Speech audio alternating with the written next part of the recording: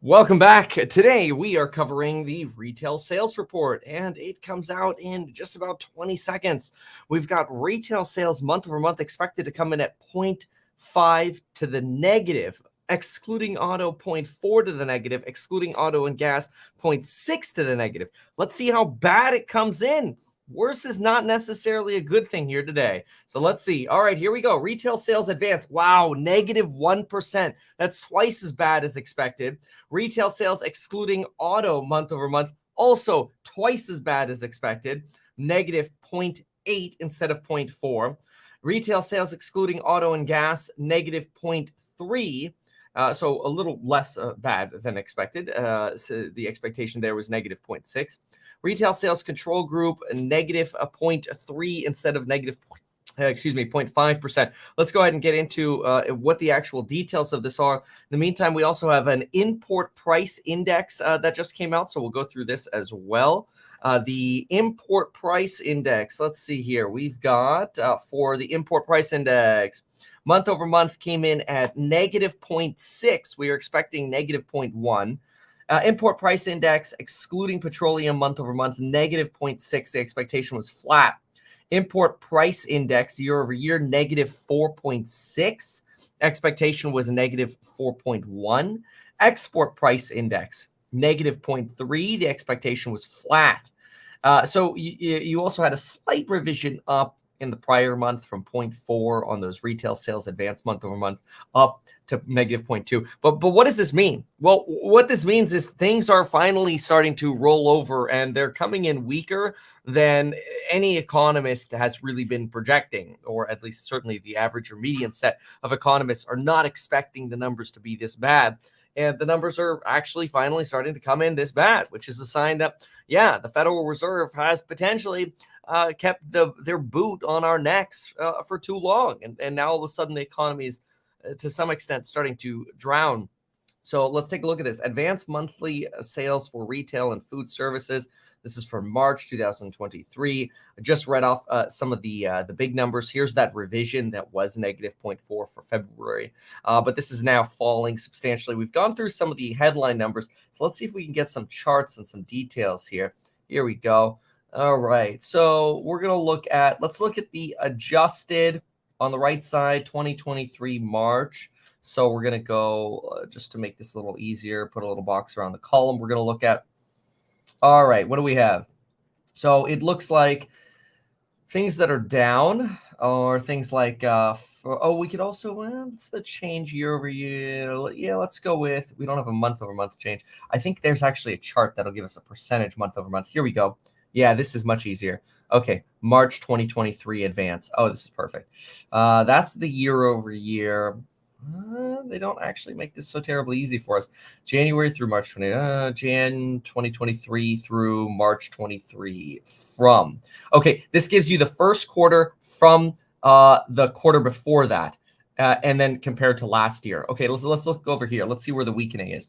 So furniture and home stores, you actually had the first quarter do a little bit, you had an increase here of about 1.3% compared to the last quarter over here. What's negative? Building materials was negative in the first quarter compared to the fourth quarter. You've got health and personal care stores up 3.1%, gas stations. So it looks heavily weighted here on gas when you just solely look at the headline. But that is why we also have retail sales excluding auto and gas, and that came in at negative 0.3%. So it looks like gas really pulled retail sales down substantially. So that'll change next month as well, much like the PPI. So that means the data is potentially not as terrible as it initially appears, because it seems like the big anchor here is really gas. So that's good. Again, the retail sales excluding auto and gas, we were actually expecting a bigger drop there. We were expecting negative 0.6, but we only got negative 0.3. So maybe that actually shows a little bit more strength in the economy than it initially looks like. Because when you first look at retail sales and you see that retail sales advance and excluding auto coming in twice as bad as expected, we initially think, oh my gosh, this is terrible for the economy. But it actually seems like it was natural gas and potentially gasoline that, here, gasoline stations again, that really pulled this down. So what else do we have on this? Food and service, drinking places. That's probably your largest advance right here. as food service. Then let's see, any other 4s here? No, you get a 7.9 over here at department stores. That's pretty big. So you got department stores and food service and drinking places moving pretty well here. But it looks like everything else, clothing, this is barely a movement over a 3-month period here, over the fourth quarter to the first quarter. Sporting goods, barely a movement over here. Retail overall, 1.3%. Okay, so let's see if we get a little bit more detail. Then we've got compared to the previous month. So here's our month-over-month data. This is going to be February or March 2023 compared to February. So let's see what we've got in this data set here. This one shows month over month. Where's gas? Month over month, gas was still had a movement here. So that's interesting because here you've got that negative for the fourth quarter to the first quarter, but you actually had a slight positive here on the month over month going from Feb to March of 0.4% on gas. Here you can see total retail sales 0.3. This is for retail and food services, different from the current headline number that we just read off. So let's get a little bit more detail here. Let's listen in for a moment on what CNBC is saying. It looks like they're talking about those import prices right now, but let's listen in. Your impression, Austin, of the I guess it should be President Goolsbee now, right? No, it's Mr. President. That's Mr. exactly President. right. Mr. President. And There for he is. Joe, that's Air Dr. President Plenipotentiary. He's made All it right. very clear that I need a lot of respect now. A lot of respect he did. now. He said We are going to treat us, and I'm willing to give it. It seems like every time I hop over to them, they just jump around on nonsense here. But quickly, retail, after the retail sales, we saw Treasury yields actually jump. Yeah, see, look at that's interesting. See, there's a lot of confusion around how this initial print came out. See, I'll just read this for you word for word, and it's the same confusion I had. Treasury yields jumped after retail sales contracted more than expected, which seems odd. But sales, excluding autos and gas, were better than expected, as was the control group. So in other words, the first impression is, oh my gosh, this is terrible. But then when you look deeper at it, it's like, wait a minute.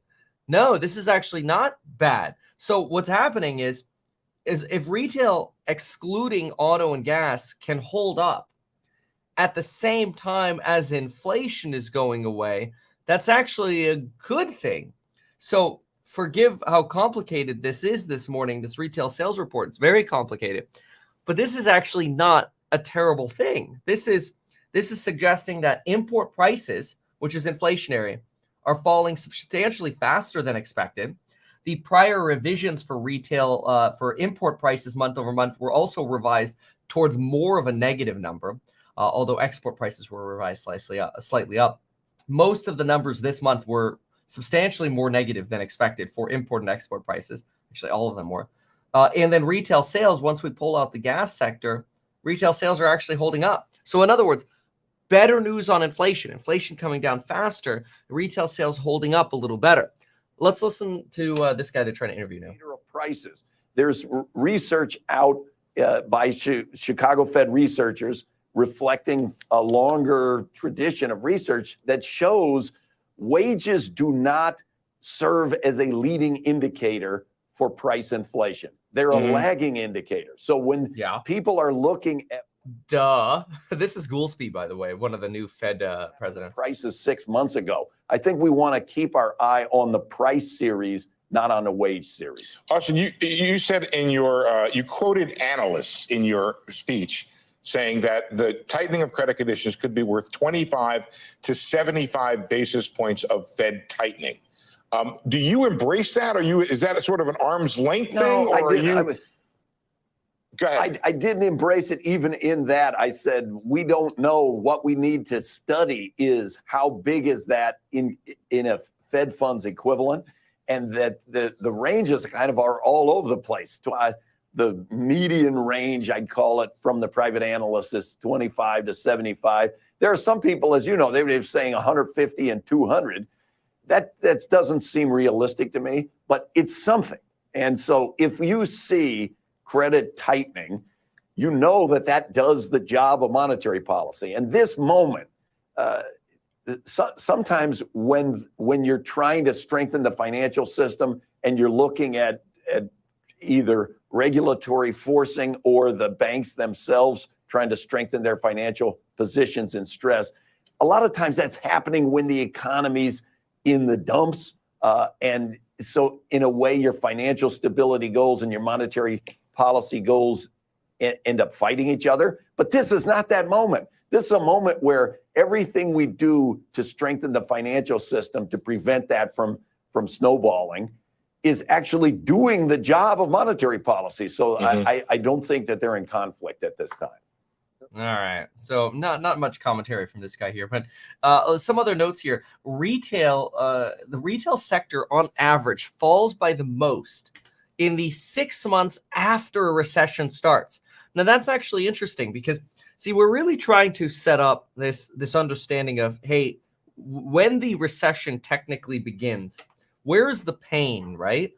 So if we draw sort of here's our decline, here's our recession, does everything in the economy sort of get worse or does it get better? Eventually you come out of the recession, right?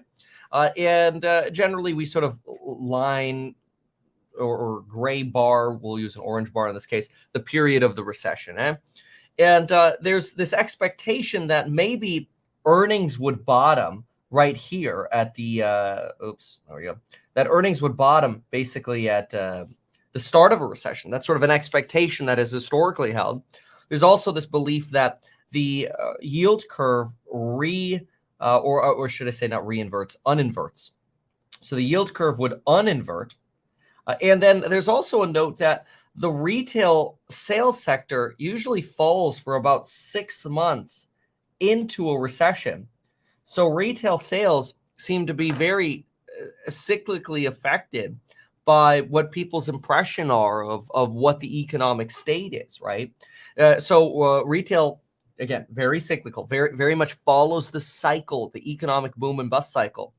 And the fact that we're still getting smashing retail numbers here once we actually sort of extract the gas and auto segment, and we just look at retail sales, which aren't inflation adjusted, but that's okay. They still give us an idea of what's going on relative to the prior month and relative to expectations, and the numbers are weaker than expectations. Well, but when we take out autos and gas, we go, okay, well, that's not actually that bad. Maybe that does sort of align with the bond market and saying, hey, maybe we're still over here, right? Because the bond market is telling us we're still maybe 3 to 6 months away from a recession. We keep hearing people talk about Q3, Q4 for a mild recession. Even the Federal Reserve is now talking about a mild recession here. So could it make sense that March's retail sales data are still, given that they're still well within Q1 over here, are too early to really indicate any kind of recessionary pain? Yeah, absolutely. The yield curve is not uninverted, so the steepening part is usually the most painful. We still have decent retail sales, but that could be normal. The stock market tends to, at least historically, bottom at the beginning of a recession, which would actually be here. We hope not in this cycle. We hope that in this cycle, the stock market is basically so convinced that a recession is occurring that the bottom of the stock market has actually come before the bottom, as people don't want to miss the bottom. Kind of a psychological impact there. But then we believe also that Goldman Sachs tells us earnings for companies tend to bottom 6 to 9 months after the bottom in stocks, which is interesting because if stocks bottomed, some of them bottomed, let's say in December, the bottom of their earnings might be in August, which is interestingly over here in around Q3. So kind of a fascinating way to add together some different data points. And of course, nobody really knows exactly what's going to happen. We'll see, but we want to keep an eye on these things. Let's keep looking at what Goolsby here has to say. Not think that some mild recession is definitely on the table as a possibility. I mean, the data show that, and we've raised rates almost 500 basis points in a year. That's historically an indicator of slowing GDP growth. When you get numbers like retail sales and others that are declining, you look at construction, I think we've got to think about what's the state of growth in the country. Fortunately, does the your labor reaction- market continues to be very strong. And So how does we your can reaction take some function time. change, Austin? How does the reaction function change? How do you respond to a recession? There are people who have argued to me that your average Fed official actually has a recession built in everything but GDP, by pointing out that you don't get a 1 percentage point increase in the unemployment rate outside of a recession. Does a recession means you stop hiking? Does it mean you cut? Well, I mean, let's not start chasing our tail here. It depends. Is this mild recession, if they have it, is that being caused by the raising of interest rates, or is that a recession that's happening because of supply conditions or things that are happening outside? Austin, I have a question, because whenever the markets get a whiff of the notion that the Fed may pause, that the Fed may actually consider a pivot, asset prices go higher. So to the extent that you care about, or the Fed, does the Fed care about that markets take it as a good sign and therefore stock prices will rally? Because what we saw yesterday was very interesting. We saw a risk-on rally. So we saw, for instance, the ARK Innovation ETF rally on the back of this notion that maybe the Fed's going to pivot. That sort of works against what the Fed's trying to do. It's an interesting point. I think that's an interesting point. I've been publicly saying from the time I took the job and before on this program over the years, I'm not a fan of the Fed tying, let's call it, its mandate or the doing of its job to how does the market reacting. Like I say, Congress gave Fed a job, which is maximize employment, stabilize prices. It doesn't say anything in there about make sure that the markets stay happy or make sure nobody loses any money. And so I'm not a fan of paying close attention to what the market response is going to be.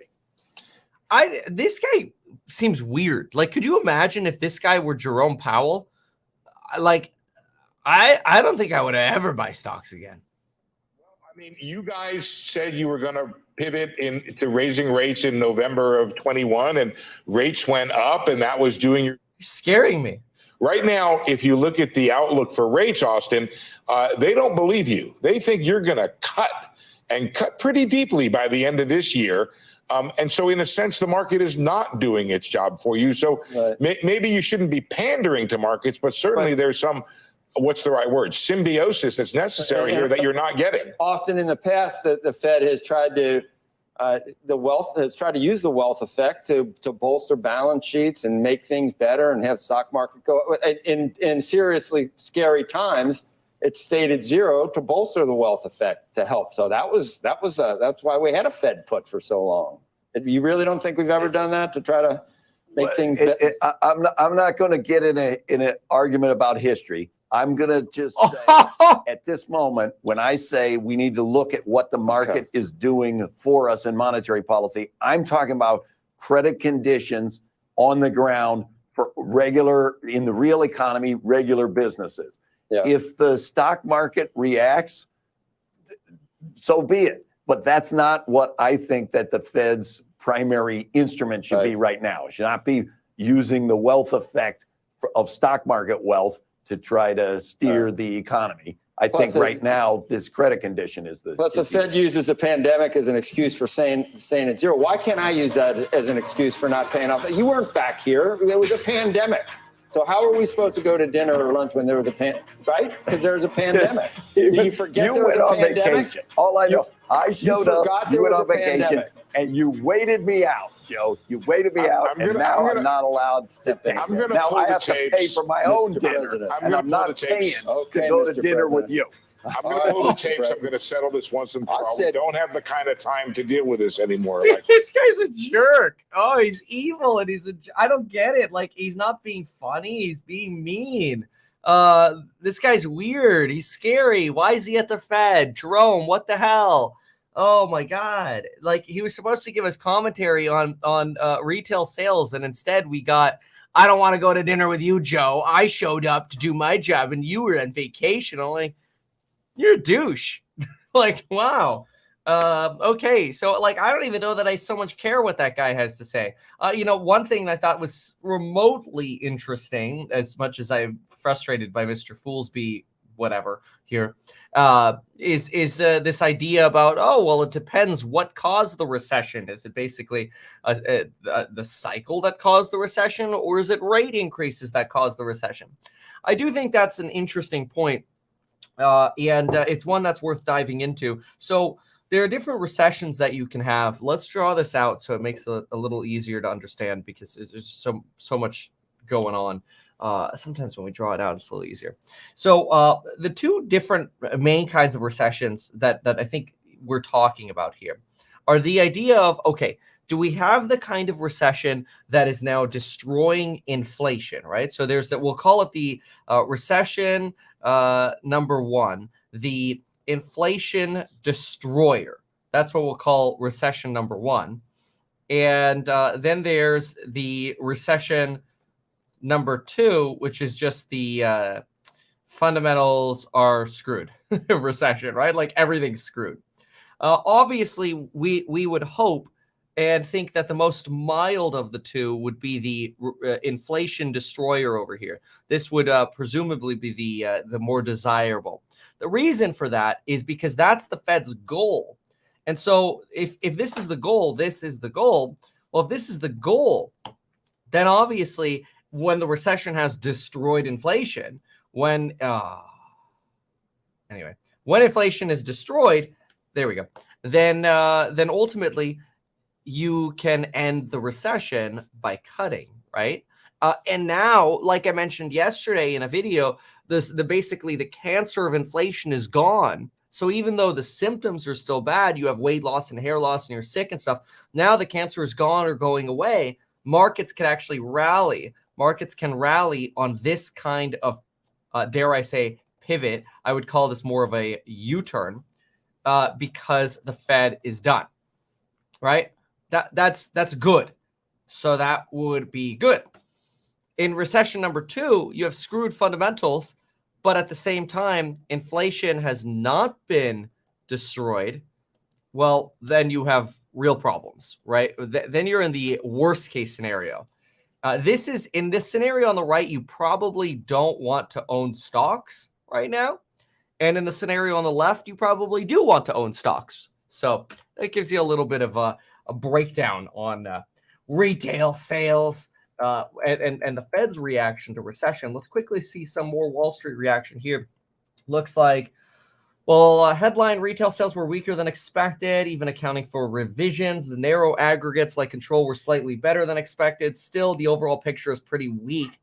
Spending as the first quarter came to an end. Import prices also fell more than expected. Not entirely clear why front-end yields are skyrocketing higher. So front-end yields is a reference to what's going on in the bond market. You've got the 10-year moving up about 6 basis points, and the 2 years moving up about 11 basis points. That is odd. I think maybe that is weird, because technically, if you have import prices falling and retail sales not as bad as expected, I could understand this. I know why. Okay, all right. I think I have an understanding. Okay, so import prices falling faster is good for us getting out of that recession, right? Or potentially preventing it, which seems like a long shot at this point. Seems like it's going to happen. But anyway, retail sales being better is good. So you have inflationary numbers coming down with retail sales coming in better than expected. So why would the treasury market potentially send yields up? In other words, why would people potentially be dumping bonds and doing something else with their money? Because maybe they realize inflation is going to be dead sooner than we expect without having to go into a deep recession. It seems like the more people believe we're going into a deep recession, the more they buy bonds. And the more we believe we're not going into a deep recession, the less they buy bonds. That's why during the banking crisis, everybody was jumping in to buy bonds, because they're like, flight to safety, everything's going to hell. And the less the banking crisis seemed like an issue, the more the more relaxation we saw on some of those plummeting yields on treasuries. And that's why I think we're sitting at about 3.52 right now, as opposed to the 3.32-ish low that we ended up getting to. So very, very mixed picture here, but hopefully that gives a little bit of insight into what actually happened here with the retail sales I would call it a little messy there, but I think we got to the bottom of it. All right, next. We've got many things to cover, so let's see what we want to cover. But anyway, that finishes retail sales. And we'll go ahead and pull up our next seg here. In the meantime, Nike Swoosh going to take a year or more. Yeah, I mean, that's actually kind of been the point, right? That's something that I've been talking about pretty regularly, is that the Nike Swoosh is expected to be a long-term thing, right? This is not V-shaped recovery. So that's something I've been very clear about, is that I think it's a very slow grind up with a lot of volatility in between. I believe that. I think that also helps explain why you see so many stocks that feel like they're almost trading sideways as we're trying to get into this sort of Nike Swoosh environment. I mean, look, for example, at end phase right now, that trend line looks more of like a downtrend than an uptrend on specific stocks, right? End phase trading sideways, Tesla's trading sideways. And so I think what will end up happening is, I mean, this is almost setting up for what looks like potentially it could be a set up for a breakout here on Tesla. So we'll see. If I go, it's maybe not as clear as it looked initially, but let's draw one more here. There we go. Okay, come on, and let's go with. Yeah, I mean, it's entirely possible that Tesla here on earnings is setting up for a breakout. You could almost call these pretty even. This pretty even converging trend here, and if we have an even converging trend, oftentimes you're looking at a heavy, some kind of catalyst or some kind of event that potentially could squeeze the stock either up or down. So we'll see what happens here on earnings, where we get probably the biggest margin hit that we've seen. Although we did get boosted, hopefully, by the Inflation Reduction Act. So we'll see what happens with that $7,500 tax credit, which was in effect for pretty much all of the first quarter, because it just kept getting extended. But I think you see the swoosh a little bit more when you go to higher level indices, right? You see it over here. So we go to the NASDAQ, and there you could more clearly see it. This is the beginning, right? And if this right here is a year, like think about it, if the tip of the swoosh is a year, I mean, we're going, a year and a month. You're talking 13 months just to make the tip. This part is probably going to be, 3, 4, 5 years. So it is not a V-shaped recovery at all. So anyway, here's CNBC actually touching on those yields. Let's listen in for a second. That's not necessarily some sort of catastrophic event. Consumer spending should probably cool in a situation where we're trying to lessen inflation. But note that retail sales did come in negative. I think that yields are up because they were actually stronger than expected when you strip out autos and gas. So there was a little bit of an upside surprise, although still a negative number. I do expect that the consumer continues to pull back on spending little by little as we go. But remember, the consumer can change their mind on a dime. So if things start to worsen, you're going to see consumer spending change quite quickly. As for what the Fed does in May, there's still a lot that's going to happen between now and then. We'll have almost half of the S&P having reported earnings by then, so they'll have a lot more data than what we have today. I think one of the biggest data points between now and then is the JOLTS number, and they'll be watching the labor market very closely. If I had a vote, which I absolutely do not, nobody calls me for my opinion from the Fed, but if I had a vote, I would say it's probably a good idea to pause here and wait for some more data to roll in. Yeah. Of the bank earnings, which. Yeah. Wishful thinking there. I do not think the Fed is going to pause in May. I think they are going to hike in May and then go away, especially if we've got this fool's begat. I don't know why I'm so bothered. Like, that guy was like a D-bat. I don't know, man. Like, there's no chance he's going to watch this, but in the crazy world that he did, it's like, we're not trying to hate on people here, but the guy didn't come across great in the interview. And I would think about maybe a little more, I don't know, humility there and a little bit more relaxation, like I think I'm the luckiest idiot on the internet. I can't believe people actually watch me, but I try my best. But I think it's awesome, so I'm appreciative of it. Thank you. But that, I don't know, man. That guy's something else. All right, we got to talk about the debt ceiling here. It's a big deal. So we actually just got some news out of it, which is pretty cool. All right. Well, there's a lot of fear and drama and uncertainty and doubt about the debt ceiling, about whether or not the debt ceiling is going to get extended. Are we going to have a massive market crash and capitulation because the recession begins right around the same time that we start fighting about the debt ceiling? We're expecting to hit what's known as the X date between July and September. But before you mark your calendars about July and September, thank you for being here. And we might not actually need to get to July and September because Kevin McCarthy has just revealed the potential ballpark outline of a plan that he has. We don't have complete details of the plan yet. Kevin McCarthy will be showboating about his plan on Monday at the New York Stock Exchange, and we'll be getting more details on his plan. But he did just unveil a plan. And why does Kevin McCarthy matter? Well, because he is the Speaker of the House. The Democrats obviously want to extend the debt ceiling. The Democrats control the Senate. The Democrats control the administration in the White House, Biden administration. As a result, you have Democrats who say we should just extend the debt ceiling without any limit and no conditions. We should just raise our borrowing authority and allow us to spend more money on whatever we want. If we want to send another couple hundred billies over to Ukraine, we can do that. Well, there's a balance of power again. We have a divided Congress. And Kevin McCarthy on the right in the House says, you know what? We need spending cuts. We can't keep spending like drunken sailors. No offense to sailors.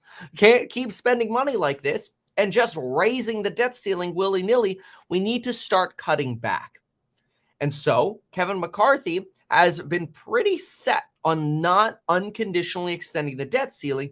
And this has led to a lot of nervousness that, oh my gosh, what if this is the year the United States defaults on its debts, which Jerome Powell, who's the chairperson of the Federal Reserve, says would be a financial catastrophe.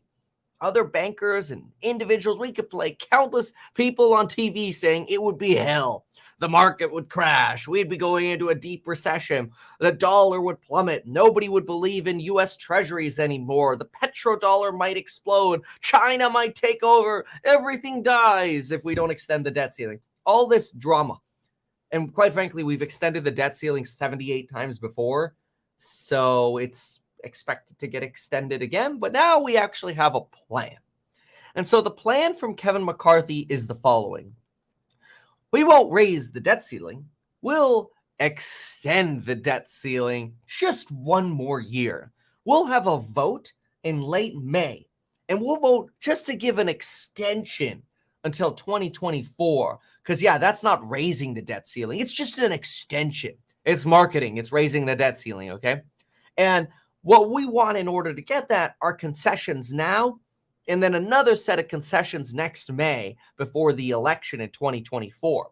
Basically, in English, the debt ceiling is probably going to get raised, and it looks like it's actually going to get raised before it even becomes a problem, given that Kevin McCarthy is actually putting on some level of reasonableness by trying to negotiate this earlier rather than at the last minute.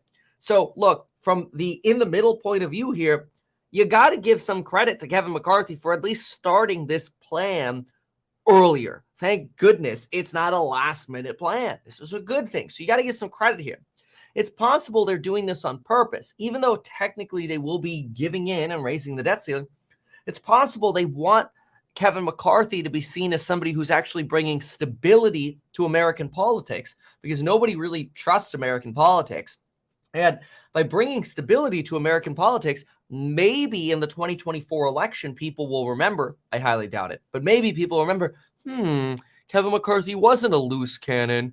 Maybe Republicans aren't that bad, right? That, I think, when you're looking at sort of your independent and your on the margin voters, that might be a consideration. So really, America as a whole wins because the debt ceiling crisis is postponed before potentially causing massive market turmoil and more uncertainty in an already rough time.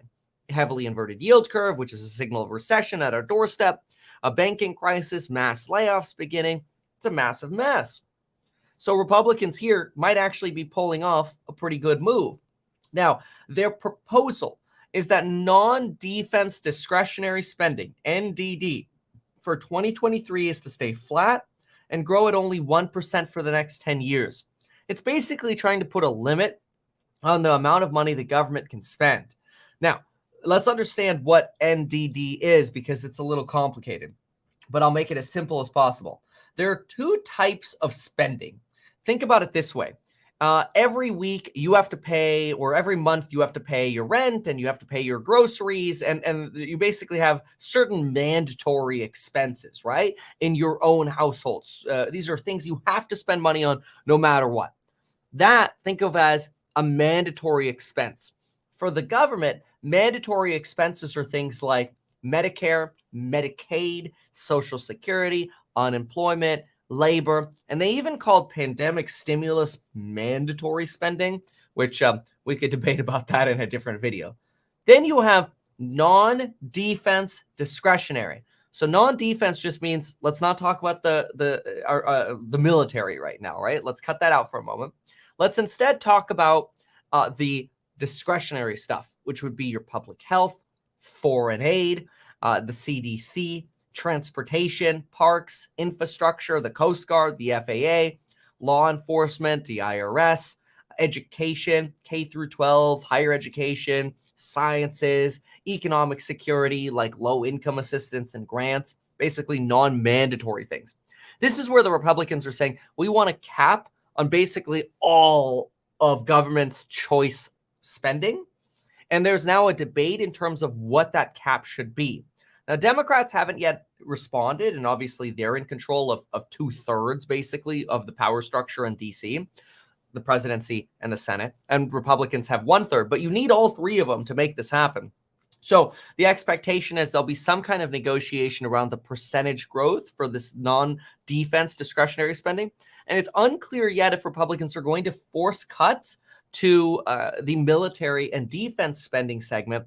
Why that's important is because a lot of Republicans are frustrated that it feels like the Biden administration is sending too much money to Ukraine, potentially pushing Putin to the edge of World War III and using strategic nuclear weapons. Whereas Democrats say, no, we have to do everything in our power to support Ukraine. This is an invasion by Russia. This is much more than a territorial dispute. We need to have the battle with Russia on the Ukrainian battlefield before it expands to Europe and America. So these are, the arguments that are basically being made on both sides. But the bottom line here is we're actually seeing more progress this year in negotiating the debt ceiling increase than we really have ever before. Now, I think that's really awesome. And I also think StreamYard is really awesome, which is what I'm using to record this video with. Check out metkevin.com/StreamYard to learn about StreamYard and the streaming platform that you can use and basically edit videos with and live stream or not live stream. Throw up banners like this little paid promotion banner I could throw up. Or if I wanted to throw up a different banner on StreamYard, I could do that. If we wanted to throw up a banner around the bottom talking about my courses on building your wealth and life insurance, we can do that as well. So go to metkevin.com to learn about StreamYard.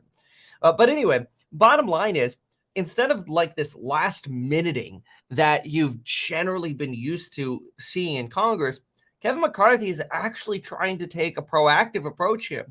Now, Democrats will probably end up freaking out about these limits that Kevin McCarthy is trying to impose anyway. So a fight could still happen. This does not mean the debt ceiling crisis is over. But let's just put it this way. We're in April, and we've probably got until September to deal with this debt ceiling crisis. That's about 5 months. And we're already seeing pretty awesome progress on this negotiation. And it gives me confidence that really, as part of the Nike Swoosh recovery, the debt ceiling crisis is just going to be another piece of unfounded FUD. The debt ceiling will get extended another year. And ultimately, there are some great opportunities to look at buying stocks. And eventually, there'll be some opportunities, I think, as well to buy some real estate. And of course, regardless of what the market is, there are ways to make money in real estate. In fact, that's what I started a real estate startup on, is no matter what the market is, you can buy properties below market value, fix them up for less than the difference you're getting in the price. In other words, you're getting a good deal, building instant equity in the property, and rent them out. Doesn't matter what the market is in that case, which is pretty exciting. Still think there'll be a better opportunity to buy come Q3, Q4, but we'll see. Either way, debt ceiling crisis is not one of the things that I personally am highly worried about. And I personally don't think you should either. But then again, even though I'm a licensed financial advisor, this is not personalized financial advice for you. So hopefully that gives a little bit of insight into the debt ceiling. All right, now we have another topic. Let us see here. So let's take a quick look as well to see how futures are doing, as well as BTC. Oh, wow. BTC is trying to break out again. This is incredible. It's at 30,700 right now. Look at it right here. Yes, aggravated trade. If you hit the join button, if you're watching on a computer, it won't work on an iPad or iPhone. Hit the join button and you can see the different membership options. But yes, the answer is yes. So, okay. So BTC sitting at 37. This is incredible. Let's jump over to ETH. Wow, 2,100 on ETH. You know, yesterday I had some sweet calls on TQQQ, which is the triple leveraged NASDAQ. Of course, when I trade, I send my buy-sell alerts to everybody in the Stocks and Site group. And those were great. I think we pulled off like 35% or something within 24 hours. That was awesome. So hopefully we get some more of those kinds of trades. That was fun. Today, looks like probably starting. Looks like we're starting the day slightly on the red side. But we'll see if we end up holding here at that 317 level. All right, let's see what else we have to cover. Let's listen in here for a moment. And that just makes it very difficult to do. And that's what the struggle here, Carl, is that if you're Truist or U.S. Bank, you say, well, you know what, I've got a pretty good situation right now with my mortgages. But you know what? If First Republic were to enter receivership at some point. Oh, David. No, listen, just if it were to happen, we're going to have earnings behind us. People are going to feel more confident. It doesn't mean that it's going to cause another leg in a crisis. No, I agree with that. It's not good. Well, I think what we're seeing today, Carl, is the banks right now are not going to be the reason why the Fed should stay its hand. The banks that we're seeing on our screen, not the regionals, but the majors, they don't make. If you were saying that we think that we should tighten another quarter point, you could say, listen, now it's just a given. The question is whether we should do half and try to put an end to it. So, I mean, this kind of does wreck the thesis that we had about 3 weeks ago. Which was there's such a crisis, they'd be crazy can't to do it. afford. I still think that there's a big imputed tightening. I am not in favor of a quarter point increase. I don't think that these banks are represent. Okay, we just guaranteed a quarter point increase. Goolsbee, you know, I mean, he did mention watching credit tightening is certainly one of the key things, but everybody's watching. Nobody yet has the answer in terms of what the impact's going to be. Well, but if it's tightening, then the answer is it's not going to, the growth's not going to be there. well, and now in terms of banks that are pausing, we got Singapore last night, and South Korea, and India, and Australia, and Canada, all on pause. Are we going to join? That's the question. These companies, these countries don't have it as bad. Their economies are nowhere nearly as strong as we are. Our economy is very strong, but we had a couple of banks that really screwed up. And we have a Fed rate increase that's making people pull back. Yeah. Well, they should pull back. But I have and a continued focus on inflation. There are many who believe it is coming down and coming down materially. Austin Goolsbee, by the way, perhaps amongst them. Take a listen. No, I don't want to hear more of this guy. No. So look, usually somebody from the Fed, I'd be like, oh my God, I want to hear it. That's the last guy I want to hear about from the Fed. I don't trust that guy at all. I'm sorry. I rarely say that. I apologize, but we are not listening to that guy again. All right. Jeez, Lord. Let's talk about waves of inflation. All right. So this is going to be a good one. Oops, I forgot to schedule the course member live. Let me do that really quick. Course member live. By the way, yesterday we did some really cool analysis. Really, I think if you like want to be exposed to fundamental analysis but you don't want to actually do it, you just want to like 2x through the lecture or the lives every day.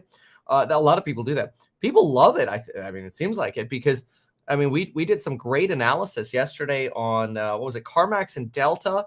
And it really gives us, in my opinion, some really good forward-looking data into what's going on with inflation. Today, we'll do some more. So we really enjoy that. And I encourage you to join. You can actually get lifetime access either with the buy now, pay later link down below, or you could also use the join button to get access to those course member lives. Okay, let me quickly post this on Discord. That way y'all have it. And then I want to talk about these waves of inflation. So this is a good one because there's a lot of talk about these 3 waves of inflation. Course member live 4/14/23, paste. There we go. And we'll put it over here. Usually I post this much earlier. Oh, there we go. All right. So talk about 3 waves of inflation. I concur. The juicy courses are worth the squeeze. Thanks, not Steve. Appreciate it. All right, folks, let's get into the 3 waves of inflation. This is a big deal because people are going crazy about this particular chart on Twitter. They are saying we are basically screwed because look, somebody put a blue arrow here and said, you are here. The first wave of inflation is rotating down. And guess what you have ahead of you? Hell, followed by hope, followed by more hell. And the world is coming to an end because there are going to be 3 waves of inflation. And you think you got hurt over the last year in the stock market and you're back in because you have hope. Well, then prepare to get screwed because inflation's absolutely going to ruin this economy. The dollar is going to be worth less than the German mark, and we're going to war with China, and Russia is going to start using nukes, and the world is over. That's what you generally get when you're on Twitter. It's not actually what I believe. Let's break this down and explain why this is unlikely. Or is it likely? I don't know. We'll explain in this video. But first, when I went on Twitter briefly to explore, I actually saw this, which I thought was really cool. Look at this. Elon Musk liked your tweet.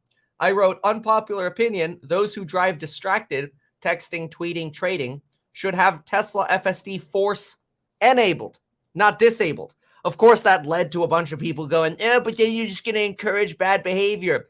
I honestly don't think there's a single person who texts and drives who's like, I'm texting and driving because because I have FSD and I can just do it safer. It's like people are going to text and drive whether they have FSD or not. I don't think you're encouraging bad behavior. So people are going to do what they're going to do anyway. It's kind of like, I got to send the text. I don't want to do it. So it's not a good thing. I'm not saying it's right. I'm just saying people are going to do it. It's kind of like why in some places do people give, clean needles to people because they have an addiction and you don't want them to die and you don't want them to throw needles around on the floor and infect other people. So you set up kind of safe spaces for people, right? Again, not saying you want to incentivize people using needles and stuff. It's just the way things are. People are going to do what they're going to do. Anyway, that's a big societal debate we don't need to get into right now because instead we need to be talking about these 3 waves of inflation. So are we going to face a 1970s style reanimation of inflation? And that is the big question. And in order to understand this, we really have to understand history. So back in 1965, this inflation crisis of the 70s started. And I'll give you an abridged history, okay? So 1965, the inflation crisis started. Part of it was due to Nixon inheriting the Vietnam War and massive war deficits. You had the guns and butter theory back then, massive spending on the war effort, which ended up being not the best war to be involved in. And in 1972, we ended up expanding Social Security. Nixon came out and said he was a Keynesian. Right, the year before that, he ended up imposing wage and price controls, fueling shortages, and we left the gold standard in 1971. So hold on a second. That was a lot of information there. But what happened was you went from somewhere around less than 2% inflation in the mid 60s to by 1973, 8.8% inflation. Why? Well, big reason was the initial imposition of wage and price controls, which is a fancy way of saying we're going to put a ceiling on how much wages can be. So instead of a minimum wage, it was like a max wage to try to prevent a wage price spiral, and limited prices of things like gas during the oil embargo when we basically said, F you OPEC, we don't need you. Prices went through the roof. But because Nixon and other administrations set price controls and prices were limited, what happens? Well, you should remember this from Econ 101. When you set a price ceiling, what you do is you create shortages. That's bad. And shortages mess up and break supply chains.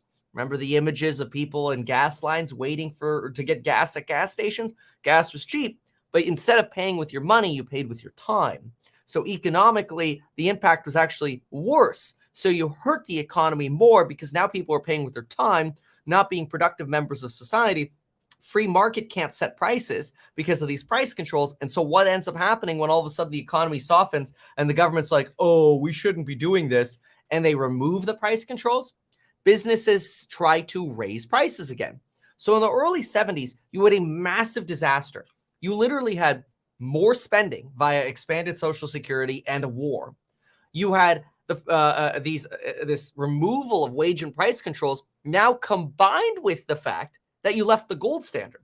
So you destroyed people's belief that government could have any control over inflation. That's really, really bad because it breaks something known as inflation expectations. And inflation expectations would end up proving to be something that the Fed called into credibility questions throughout the rest of the next decade, which is a big problem because if people believe that the Fed has lost control on inflation, and there's basically nothing that can be done to bring those inflation expectations back in, you end up having to force a massive recession to rein in inflation again. That ends up being what happened in the early 80s. But the first wave, again, Vietnam War, Social Security, inflation goes from about 1.6% to 6.5% in a matter of 5 years, and then bumps up another 2.3% in just the next 3 years to 8.8%. It's a big deal. It's a lot of inflation. And at the same time, you started solving the problem of inflation and inflation started coming down. What you ended up having was this reanimation. This right here was caused by the price controls, by the way. So here you have price controls. And now all of a sudden you remove the price controls. You actually let inflation come back because you've removed the price controls because you've created a recession. Now you're in the second wave of inflation. Well, what happened in the third wave of inflation? Well, this gets interesting. See, the third wave of inflation, because these price caps were removed, you actually induced something known as a wage price spiral. And that's really bad. That's actually what here in 2022 and 2023, the Federal Reserve has been convinced that they will never allow happen again because they realized it led to uncontrollable inflation in the early 1980s, to the point where the Federal Reserve had to raise rates to 20% to rein in upwards of 14 to 15% inflation. That's because wages were rising so quickly, increasing the input costs at businesses. Businesses then raised prices, but because people made more money, people were willing to pay those higher prices. But then businesses wanted to preserve their margins, and because prices went up, people started realizing, oh crap, my wages are going up. Businesses are like, crap, I need to keep raising wages to allow my employees to actually survive. So they get paid even more. The prices get raised again because people are able to afford it. So you get the spiraling up of inflation. And that's exactly what you had during the third wave. And one of the reasons you had that explosion was because inflation expectations were completely broken. So Carter appointed Chairman Volcker in 1979. And Volcker was somebody who actually preferred controlling inflation over low employment.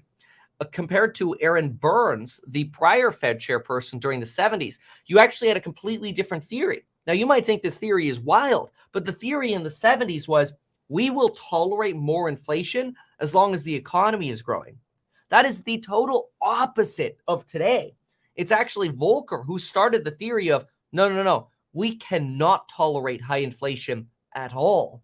We must accept higher unemployment to kill inflation. So you had a complete flip-flop at the Fed, not just in how high rates went, but also in strategy.